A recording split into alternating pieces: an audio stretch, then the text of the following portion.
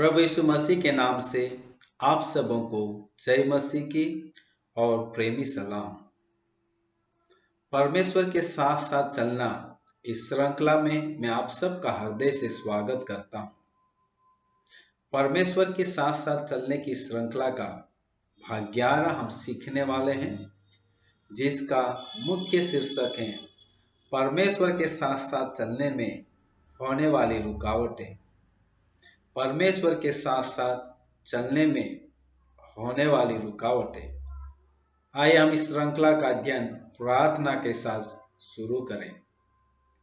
जीवित परमेश्वर पिता, हम धन्यवाद करते हैं कि हम परमेश्वर के साथ साथ चलना चाहते हैं और जो रुकावटें जिसका अध्ययन हम कर रहे हैं वे हमारे जीवन में कभी ना आना पाए और उन सारे रुकावटों को दूर करके परमेश्वर के साथ साथ चलने वाले हम हो सके।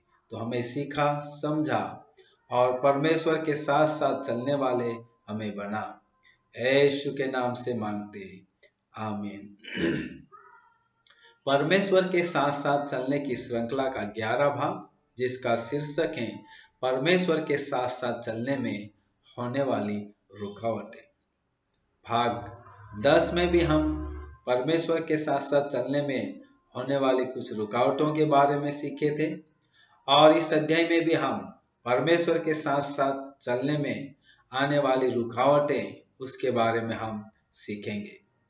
मसीह होने के नाते हमें यह भी जानना जरूरी है कि परमेश्वर के साथ साथ चलने में कई बाधाएं आती हैं, जिनसे हमें सावधान और सतर्क रहना होगा। पहले भाग में हम 4 रुकावटों के बारे में सीखा और इस भाग में हम 3 और रुकावटों के बारे में सीखेंगे। 5वीं रुकावट, परमेश्वर की बांधी हुई वाचा को ठुकराना। परमेश्वर के साथ साथ चलने में 5वीं रुकावट है परमेश्वर की बांधी हुई वाचा को ठुकराना। परमेश्वर के द्वारा बांधी गई वाचा को ठुकराना भी परमेश्वर के साथ साथ चलने में बाधा उत्पन्न करती है।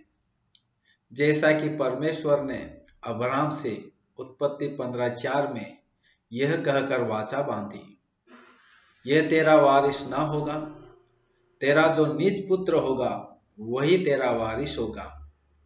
अब्राहम एवं सारा ने परमेश्वर की वाचा को पूर्ण होने तक इंतजार नहीं किया।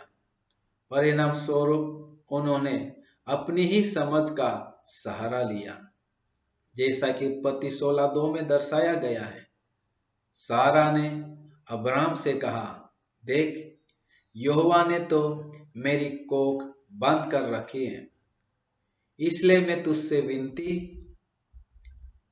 करती हूं कि तू मेरी दासी के पास जा। संभव है कि मेरा घर उसके द्वारा बस जाए। सारा की यह बात अब्राहम ने मान ली। उस दिन से अब्राहम को परमेश्वर के साथ साथ चलने में बहुत बाधा उत्पन्न हुई, क्योंकि उसने परमेश्वर के द्वारा बांधी गई वाचा को गंभीरता से नहीं लिया। अब हम अगली बाधाओं को देखेंगे कि परमेश्वर के साथ साथ चलने में 6वीं बाधा है कपटी स्वभाव का होना। कपटी स्वभाव का होना। कपटी स्वभाव का होना भी परमेश्वर के साथ साथ चलने में सबसे बड़ी बाधा उत्पन्न करता है। जैसा कि हम याकूब के बारे में जानते हैं कि उसके अंदर जन्म से ही कपटी स्वभाव विद्यमान था। परिणाम स्वरूप उसने अपने ही भाई का पहलौठे का अधिकार ले लेता है। उत्पत्ति 25:33 में इसका वर्णन पाया जाता है और साथ ही एसाव का पितृत्व आशीर्वाद भी एसाव का रूप लेकर धोखे से ले लेता है, जिसका वर्णन उत्पत्ति 27 का 18 से 19 आयतों में मिलता है। याकूब अपने जीवन के आरंभिक वर्षों में उसके अपने कपटी स्वभाव के कारण परमेश्वर के साथ साथ चलने में असमर्थ था, क्योंकि उसका कपटी स्वभाव ही उसे परमेश्वर के साथ साथ चलने में बाधा बना हुआ था। परमेश्वर के साथ साथ चलने में जो बाधा उत्पन्न करने वाला छठवां कारण है कि परमेश्वर पर विश्वास न करना एवं उसे पवित्र न ठहराना। छठवां का बाधा है परमेश्वर के साथ साथ नहीं चलने में परमेश्वर पर विश्वास न करना एवं उसे पवित्र न ठहराना। परमेश्वर पर विश्वास न करना एवं उसे उसके लोगों के मध्य में पवित्र न ठहराने का स्वभाव भी परमेश्वर के साथ साथ चलने में बहुत बड़ी बाधा उत्पन्न करता है। जैसा कि उत्पत्ति 20:12 में लिखा है, परंतु मूसा और हारून से यहोवा ने कहा, तुमने जो मुझ पर विश्वास नहीं किया और मुझे इस्राएलियों की दृष्टि में पवित्र नहीं ठहराया, इसलिए तुम इस मंडली को उस देश में पहुंचाने न पाओगे जिसे मैंने उन्हें दिया है। मूसा स्वयं ने व्यवस्था विवरण 31:12 में इस्राएलियों से कहता है, क्योंकि यहोवा ने मुझसे कहा है कि तू इस यरदन पार नहीं जाने पाएगा।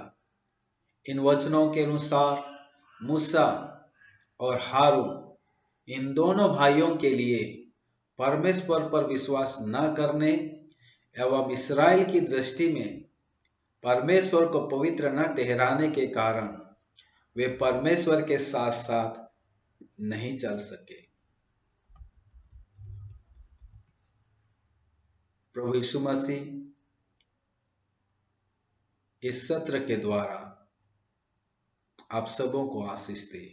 आए हम प्रार्थना करें। प्रभु जी, हमने अपने वचन से सुना कि ऐसी कौन सी बाधाएं हैं जो आपके साथ साथ चलने में रुकावट बनती हैं। हमारी सहायता कर कि उन बाधाओं को हमारे जीवन में स्थान ना दे और अपने जीवन में हमेशा आपकी आज्ञा के अनुसार चलने के लिए तू मदद कर कि हम आपके साथ साथ चलने वाले हो सके। प्रभु यीशु मसीह के नाम से मांगते हैं, आमीन। इस श्रृंखला के बारे में अवश्य अपने प्रियजनों को बताएं ताकि वे भी परमेश्वर के साथ साथ चलना इस श्रृंखला को सीख सके और अपने जीवन में लागू कर सके। पिता परमेश्वर की शांति, प्रभु यीशु मसीह का अनुग्रह और पवित्र आत्मा की दया, कृपा और सहभागिता हम सबों के साथ हमेशा बनी रहे। आमीन।